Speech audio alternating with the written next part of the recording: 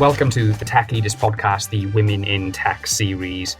We have got the brilliant Kerensa Jennings who's co-hosting. I'm so excited to get Kerensa on. We have got some of the UK's brightest and most incredible female tech leaders. For the next 4 weeks, we will cover some of the most important topics. We'll also be finding out loads about these inspiring women in the tech sector and just talking about their career, their journey, the hurdles that they faced, and everything else to do with women in tech in the UK right now. So let's maybe start with Naomi Timperley.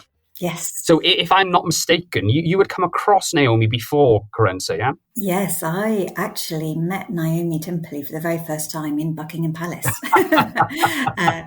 I had invited her because she was associated with a company called Wakelet that had very kindly offered to help me in the job I was doing at the time, running the Inspiring Digital Enterprise Award. And Naomi she is just a positive life force, and she's so well connected and she's so generous and giving. She is an absolutely outstanding human being. She's a real trailblazer. She has very selflessly mentored hundreds of people. I think it's around 400 people she's mentored. It's absolutely incredible. If it hadn't been for Naomi helping doing some pioneering work with me in the northwest of the UK, so she really helped me connect into the Greater Manchester Combined Authority. So ended up forging some fantastic partnerships in the education sector as well as in the councils. So thank you, Naomi, in advance. I'm very excited to be talking to her. So let's go to the guest. What a great show we've got in store this time. It's the brilliant, award-winning entrepreneur, founder of Tech North Advocates, the brilliant Naomi Timperley. Naomi, thank you so much for coming on the show. How are you this evening? I'm great, thank you. Can we just start by you giving a little bit of an introduction to yourself, a little bit about your background and what you're doing at the moment? So I am co-founder of Tech North Advocates and co-founder of GSI, which stands for Growth Strategy and Innovation. I do a number of different things. So Tech North Advocates is part of Global Tech Advocates, and it basically champions tech in the north, but it's part of something which is global. So it allows me to be able to connect northern-based businesses to a much wider ecosystem. The consultancy I have is 50% of it is working directly with businesses, and that's generally around scaling up or helping them come up with new products or services or raising investment. And the other 50% of my time is designing, developing and delivering entrepreneurship programs. My career started in the travel sector in the late 80s, actually, I'm that old. And then did that for about 7 years. I then got into tech recruitment in the late 90s, did that for about 3 years, and then moved into travel recruitment. And then I took some time out to have my daughters. I then randomly brought from the States a US-based events company called Baby Loves Disco that was in 27 cities across America. Gotta love that, Baby Loves Disco. Absolutely yeah, and it's fantastic. exactly what it says on the can. And it was in 27 cities. And I came across it whilst I was researching party ideas for my daughter. And it looks amazing because basically they took over nightclubs in the daytime, at the weekend, had a proper DJ. And it was for parents and kids from 6 months to 7 years. I brought it to the UK in 2007. We launched in London and Manchester, and within 2 years, it was in 9 cities across the UK. We did some very cool things, like we had a TV advertised album with Universal, licensing and sponsorship deals, and I learned a lot. And through that, I did Dragon's Den. Let's just have a moment on that. Hang on a minute. She skips over that bit. I did Dragon's Den. Yeah, I was going to say. What was that like, Naomi, going on Dragon's Den? It was weird. So I didn't apply to do it. They came to me because we'd had loads and loads of PR around the events business, just because it was a unique thing. We filmed it in Pinewood Studios, and I did it with my American business partner, and we had to practice via Skype. And to be fair, we hadn't practiced that much. And he flew over the day before we were doing the pitch, which was filmed at Pinewood Studios. Wow. I remember they put us up in this very plush Premier Inn. I remember having breakfast in the morning. We were trying to guess who was doing Dragon's Den by, their outfits and stuff. Anyway, went to Pinewood Studios. It was very exciting because at the time they were filming an Anthony Hopkins film called The Wolf Man, and everyone was dressed up as wolves. And anyway, so we pitched. We were in the den for an hour and 45 minutes. Deborah Meadon offered us investment, but we turned it down because she wanted too much equity. Mm. And then just from doing that, I started getting involved in youth entrepreneurship and female entrepreneurship, which then led me to coming away from the events business after about 4 years. And I set up a youth enterprise and employability company with two guys that I met on Twitter called Enterprise Lab, to bridge the gap between education, employment and enterprise, and to really support young people to think with an entrepreneurial mindset. Did that for about 3 years, and I have been consulting ever since. Amazing. It's so much to unpack there, Kerensa, isn't there? Can I start with this one? Is Deborah Meadon as terrifying in person as she is on TV? Because I have to hide behind my settee sometimes. She is gorgeous. She's honestly, she's so sweet.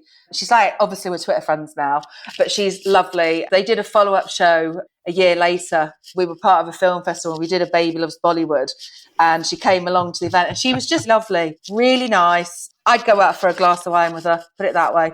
It does sound that Deborah was quite an inspiration, though, and the fact that you went off from there to going into the youth entrepreneurship. Was there a kind of clear link? Was that just something that was muddling in your brain? No, it happened because I got invited to speak at the University of Salford Business School, and they had something called Students in Free Enterprise. It was like a global thing. I got really sort of into it, and then I started getting involved in a few other things. I was just inspired about helping people with their ideas, and that's sort of where where Enterprise Lab was born from. And I have to say, on a personal level, I was very lucky that I got to meet you. I think it was in 2016, so it's quite a few years ago now.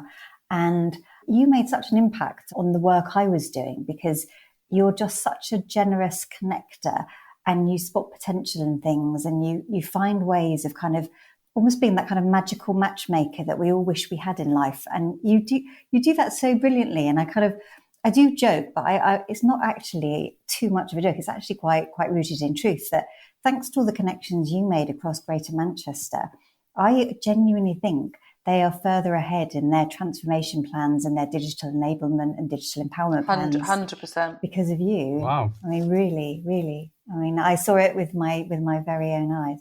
So what we're talking about for the listeners is we're talking about IDEA, which is Inspiring Digital Enterprise Award.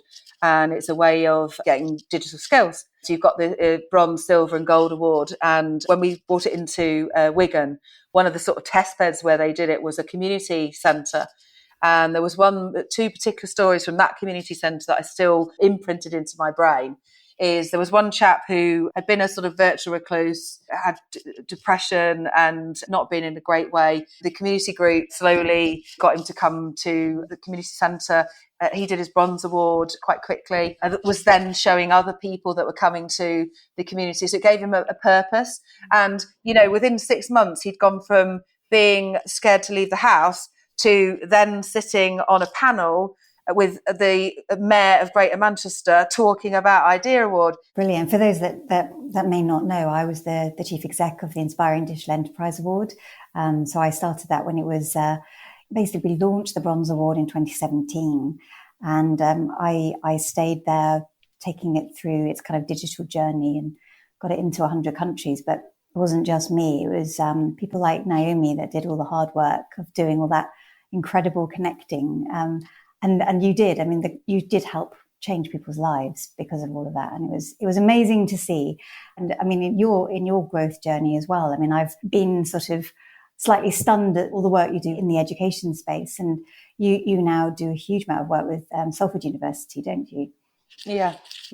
I'm chair of their industry advisory board, which is very much about making sure that the curriculum is industry focused, but also that the students get as many industry experiences as possible, but also knowing what's in the local job market. I'm also the lead mentor on the Help to Grow Management Programme, which is an amazing programme for SMEs. And so to tell us a little bit about that, and think particularly around sort of female entrepreneurship and the type of advocacy, support and help that women need in this space. How's the Help to Grow scheme helping? They've got Help to Grow Management and they've got Help to Grow Digital. So I'm working on the Help to Grow Management with the University of Salford Business School. And it's for SMEs, so less than 250 people. It's a bit like a mini MBA, which is exactly how Rishi described it on a Zoom call that I was with him. Not him personally, it was with a load of other people, but that sounds good when I say that. Your friend Rishi. Yeah, my mate Rishi. And basically, businesses have to contribute 10% to it. So it only costs them £750. And they get a 12-week programme, plus they get peer mentoring, plus they get a one-to-one mentor. And essentially, the end game is that they get a growth action plan, which they can then take forward. It's just an incredible programme. It's male and female, all different types of businesses. We've got manufacturers on there. We've got digital marketing agencies. We've got electricians, people that have got retail outlets. So I'm the lead mentor, but I've also been mentoring some of the business. It's just been really wonderful just to see how they've grown over the course of the programme. What are the kinds of problems that they're facing and the challenges that they have? Interestingly, because I have to obviously keep check with the mentors, and it seems a very common thread is that actually a lot of these businesses just want to survive at the moment because of what they've had to go through, huge, massive changes over the last 18 months. So a lot of them are in survival mode. There are a number of people that want to get into the 21st century and digitize things, but there is actually another program for that as well. A lot of it's to do with people. A lot of them in a situation where it's sort of like a chicken and egg, that actually they can't grow unless they get people, but they need to get more customers to be able to do that, and vice versa. So, a real mixed bag. And have you noticed that there's different challenges depending on whether you're a man or a woman, or do you think it's all the same for everybody? I think it's harder for women. From my experience of being a woman, I think sometimes it's difficult to get your voice heard. I think sometimes it's difficult for some people to take you seriously. And I think also, just from some of the other programs that I've been part of, one thing I've seen is it's confidence thing.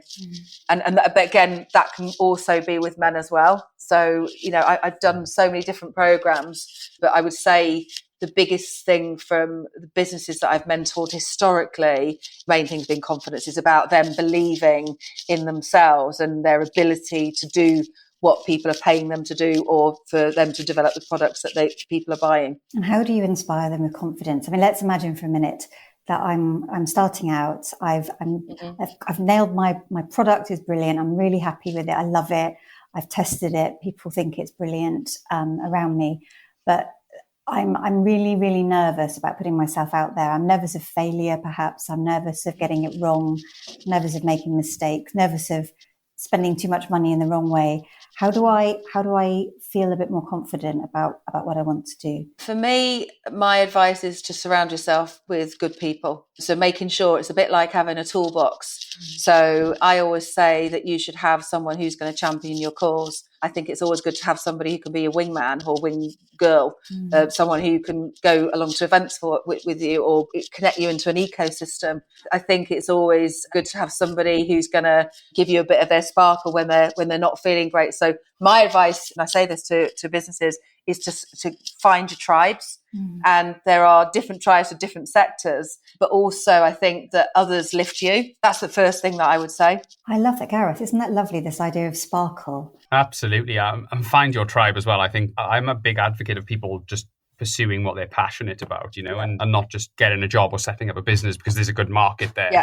It's actually doing something where it's coming from a really authentic place, you know what I mean? And I think and having a purpose. Yeah, absolutely. So you talk about confidence quite a lot, and it sounds like you are referring to, obviously, there's confidence issues with men and women. But do you think that's one of the main reasons that there's such a gender imbalance in terms of leadership roles within the tech sector? I think there's a number of different reasons. I think that sometimes women get overlooked because they perhaps don't speak as loud as other people. And I don't think that you should have to speak loudly, but I think you need to be heard. Another example I'll give you. So let's just say there was a job advert, and on that job advert, there's a list of 10 things on that job.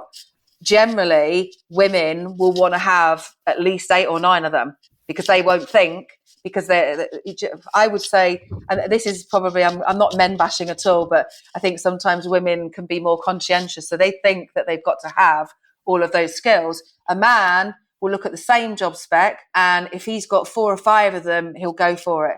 And I think it's also about the wording that you use in job specs as well to make sure that it's inclusive as possible. I think I'm a huge fan of mentoring programs and role models, and I think that it's sometimes because they don't have a voice, and perhaps they don't put themselves forward for opportunity. I always I hate it when I see manels or panels with like maybe one token woman. And I've been that token woman. I call people out for it all the time. And I believe that actually you can always find female speakers, but sometimes they need to have that confidence to speak and to have that voice. I've got to ask you about this, Naomi, because I think it's the best idea ever. But you actually set up a business with 2 guys you met on Twitter. Can you tell us about that? Yeah, it's weird, actually. One of the guys, Sabian, I thought he was somebody else that I'd been talking to. And then we just got into this conversation. We were talking about Belgium or something. Anyway, as you do. And Sabian is an incredible, incredible young man. And he's, spoken at Houses of Parliament. He's campaigned. He was one of the O2 Think Big award winners. Just an incredible guy. And myself and then him, Catan, we all sort of found that we had quite a few things in common. And then we just started talking a bit offline, and we felt that there wasn't because I sort of doing voluntary basis on bits with schools, and we felt that there was a real gap in the market for that bridge that we were trying to build. And we just put our heads together and started a business. Why not? Eh? Yeah. I guess that's the digital world. Those are some of the good bits in it, aren't there? That it makes opportunity. We can be so close to one another. You can be the other side of the world from someone and feel incredibly close. And thank goodness for that, actually, during the course of the pandemic. I mean, digital's made a massive contribution to our ability to stay close with one another. But it obviously is, as you know, more than many, the digital divide is also opening up in a way that is incredibly stark. Yeah.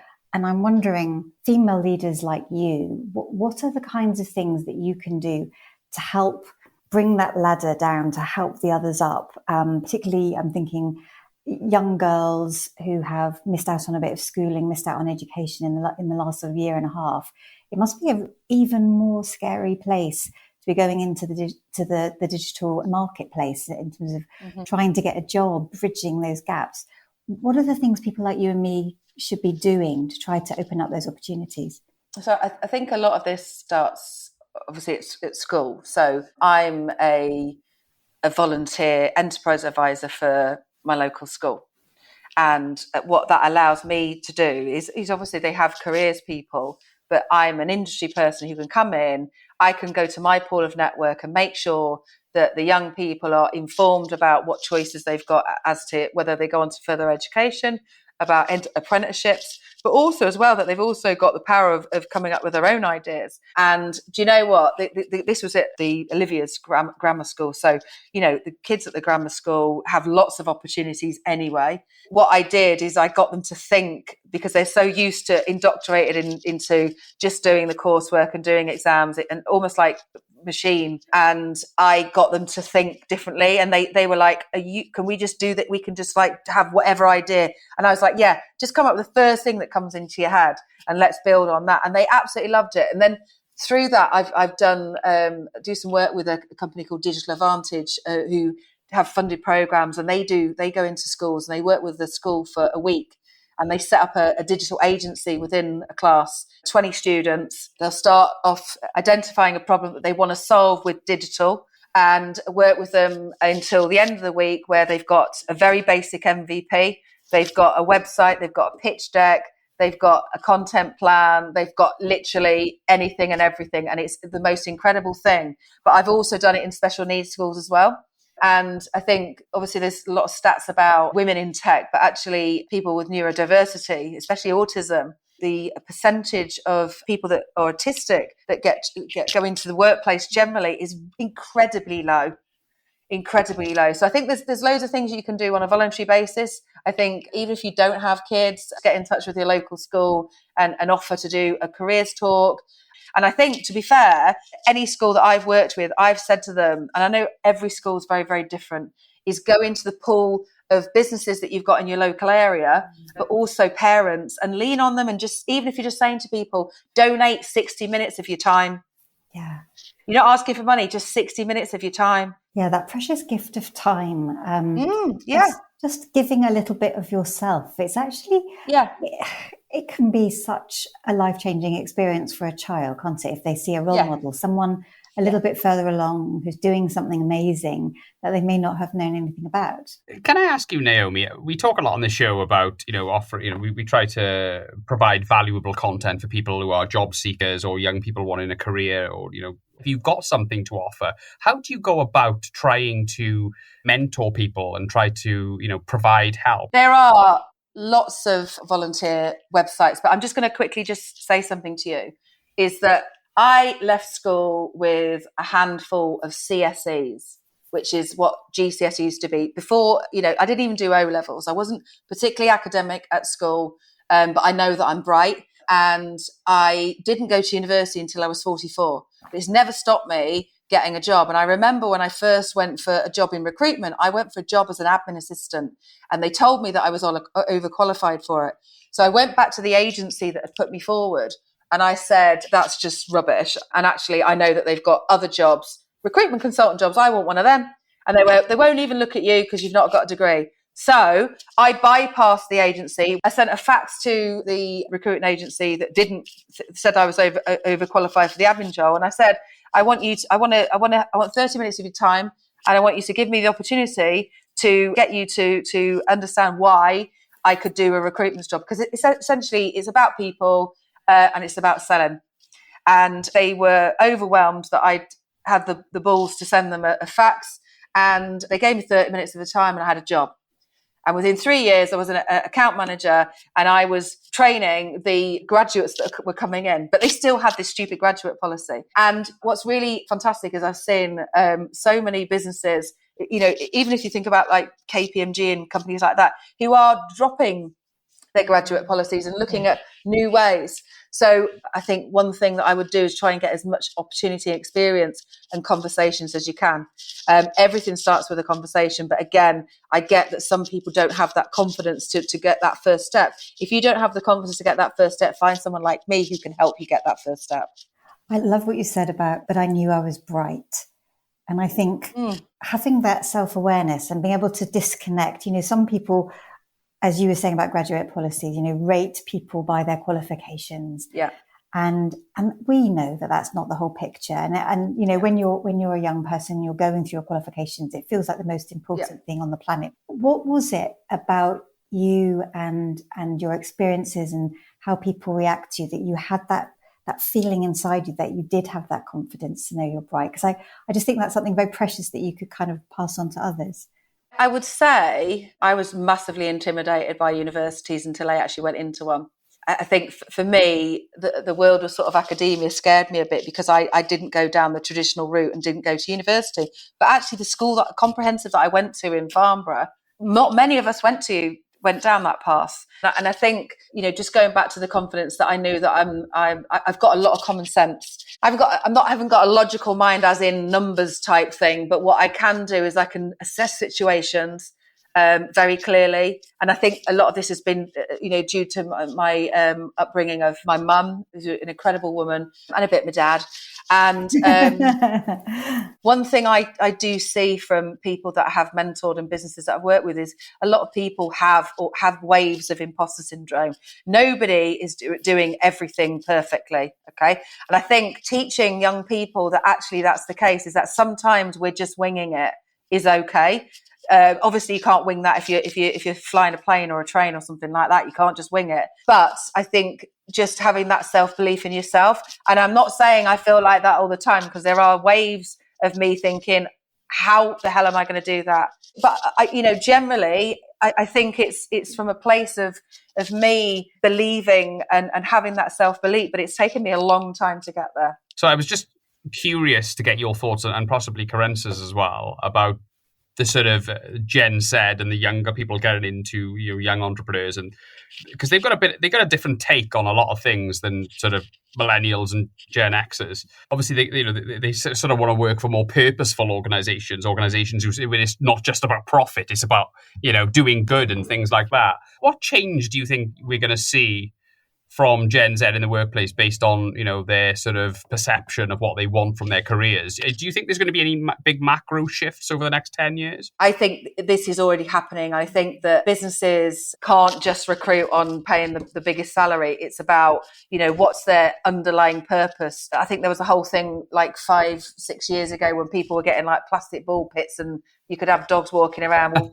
actually, it's great having that, but let's just peel it back a little bit. And actually, if you're saying that you're looking after your staff, are you really? Are you overworking your staff? Are your staff happy? And actually, making sure that my friend Adam runs an amazing company called My2B, which is a mentoring platform, which is used in companies so they can actually mentor their staff and keep in check with people and support on leadership journeys, on various other different things.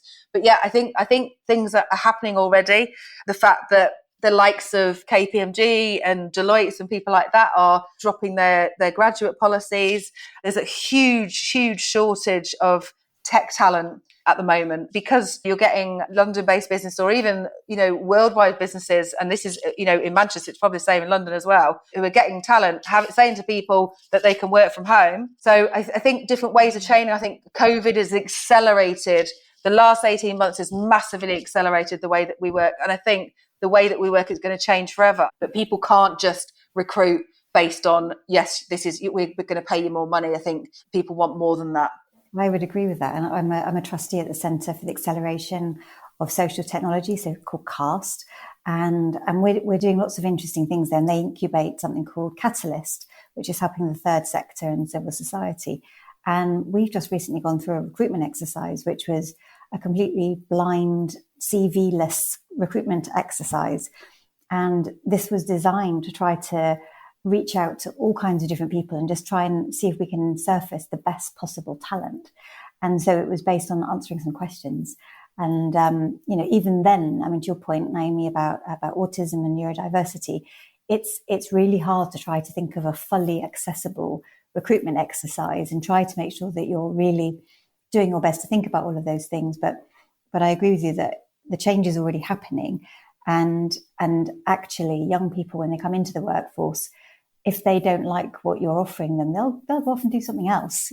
They have the confidence to go and do that, and they're not going to put up with it if they don't like it. Now, I think people aren't staying in jobs as long either. So I think that's actually going to be a problem. But I just really wanted to quickly just list for those people that don't know what the World Economic Forum Jobs for Tomorrow skills list is analytical thinking and innovation, active learning and learning strategies, complex problem solving, critical thinking and analysis, creativity, originality and initiative, leadership and social influence, technology use, monitoring and control, technology design and programming, resilience, stress tolerance and flexibility, and reasoning, problem solving and ideation. These are all skills people are going to be looking for in 2025. And actually, these are all skills and things that, despite qualifications that kids are made to do at school, should be embedded into the curriculum as well. Basically, these are, for workers who stay in their roles, the share of core skills that will change by 2025 is 40%. And 50% of all employees will need reskilling. I did a really amazing programme for Greater Manchester Combined Authority with Digital Advantage and a couple of other organisations. The part that I played was I did 50 assemblies, myself and another guy called Ashley. And the programme was called Go Digital. And it was about getting young people to be inspired about the tech and digital sector. And one of the first things that I said to them when they came into and all sat down and everything is, how did you wake up this morning? And they'd all say, oh yeah, Alexa on my phone or whatever, and my mum. And I went, well, when I was a kid, I had a wind-up clock and it had an alarm on it and had a bell, and they were like, ooh. Then talking about, okay, so some of you said you use your phone. What else can you do on your phone? And then getting them to think about those digital touch points, but also as well about how that technology was created, but then also talking to them about, the next question I'd say to them is, who here gets told off for talking in class? And you'd always get a couple of them stick their hands up, and I'd always stick my hand up because I definitely did. And I would say, we need people like you because we need people that can communicate. Who here is creative. We need people like you. And again, it's not, I think a lot, especially with the tech sector, there's so much emphasis on coding and things like that, which is obviously very essential. But there's also so many other roles that young people can consider. And it's striking in that list how many of those skills are actually about the way that you use your brain and interact with data, patterns, information, and less about an actual technical hard skill. That's quite striking, isn't it? I was reading in 2020, LinkedIn's most in-demand digital skill was blockchain for the first time. Wow. I thought that was interesting. Yeah. But these are all things that they need to be teaching young people at school, even at school level, so they can inform the young people about what their career options and what jobs are out in the market. Because unfortunately, careers advisors aren't in the market. They just do careers advice. Yeah, it's true. And you were saying about making the link between schools and businesses, local businesses. Yeah. How do you help make that happen? It's just opening up that conversation. But the problem is that it's just making sure that you've got somebody who's responsible for keeping that conversation up, and also making sure that information gets passed on to the next person who's then taken over the roles. Because unfortunately, many schools still do not have full-time careers support. It's usually up to another teacher to do that. Thankfully, I've worked with some really amazing teachers that have embedded things. But one of the schools I worked with, they wanted to try and bring entrepreneurship into the curriculum. And I was like, I can guarantee you can do it for any subject, right? So I said, let's do a test. And one of the other initiatives I've done is I said, let's get at least 100 parents to donate 60 minutes of the time. So we'd had those things in place. And I said, let's go to one of those parents and get a design brief, or get some kind of brief that we can bring into your design and technology curriculum. And they tested it, I think, with year 9s, got a brief, did a whole program around it, including, content and things like that, which again uses your English language skills, but also about how you market and sell a product, and obviously developing the product, the whole costings around it. And you know what? It worked an absolute treat. And they are now rolling that out in other subjects, but also beautifully, other schools are doing that as well. That's an amazing idea. I've not heard of that before, so I hope that catches on. It was my idea.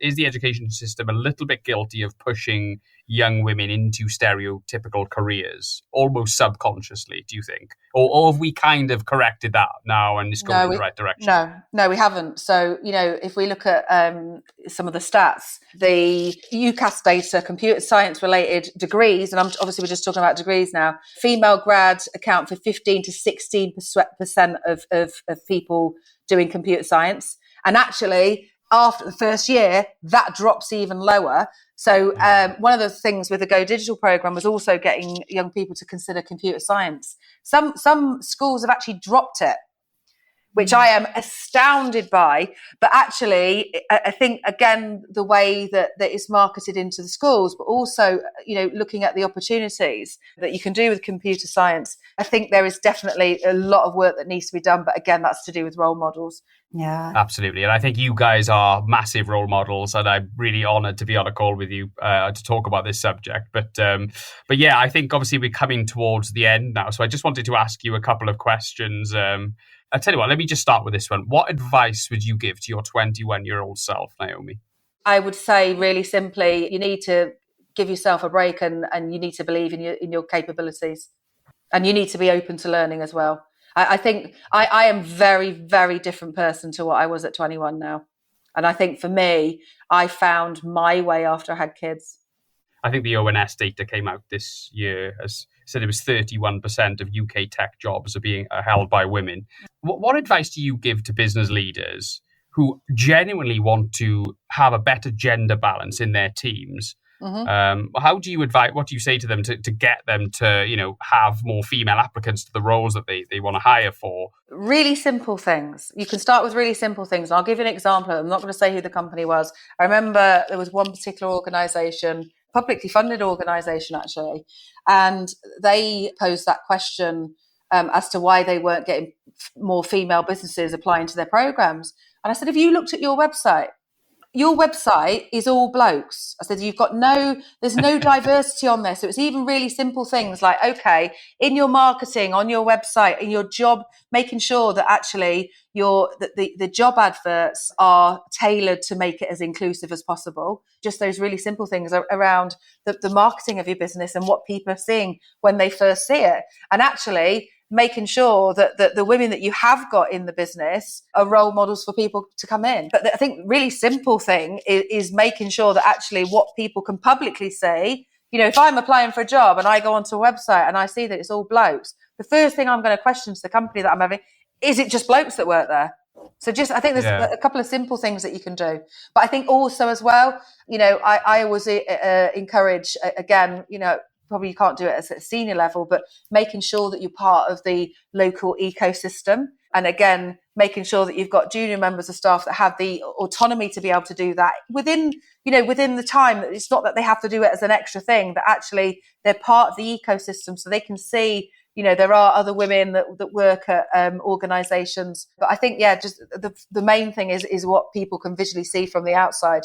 Yeah, absolutely. I think we just need to have a bit of a paradigm shift in the way people think about this stuff, don't we? And we need to basically, women in leadership roles within, women in the tech sector, it just needs to become normal. It needs to become the norm, and it needs to be no stigma attached to it. Yeah, but look, guys, I think, we've probably come towards the end now. So look, I was just going to finish on this one then. So what sort of anecdote, what's inspired you over the lockdown period, Naomi? Any piece of content that you can recommend, which has been quite inspirational? I've really got into podcasts. I noticed that. Yeah, I do, but no, not just being on them, but no, listening to podcasts, but also as well, I think one piece of advice I give to everyone is that you've got to keep learning. So making sure that you're upskilling, but also, buying books that are going to inform you. I'm a huge fan of the Alex Osterwalder books. My computer was just leaning on this. So things like Testing Business Ideas. They've also got something called Value Proposition to Design and business model canvases. I love that type of stuff. I've also, just before lockdown, I did the AJ Smart Design Thinking course as well. So I'm constantly making sure that my toolbox is replenished. Fantastic. I might get a few of those things from you, actually, because some of them sound amazing. So where can people find you, Naomi, and reach out to you? So obviously I'm on LinkedIn, just Naomi Timperley. I think there's only one of me. I'm on Twitter. I'm a prolific tweeter, so at Naomi Timperley, and I'm always happy to chat to people. One last question from me. What do you hope for the year ahead? I hope that I will still be happy every Monday morning doing what I do and still getting the opportunity to work with the incredible people that I get to work with. And I also hope that we try and get back to some kind of normality. I think we're getting there. For me personally, I think I just like to keep growing. That's lovely. Fantastic. And so thank you so much, guys, for spending your Friday evening talking to me and obviously Kerensa as well. And Kerensa, thank you so much. It's been great you coming on and helping me out.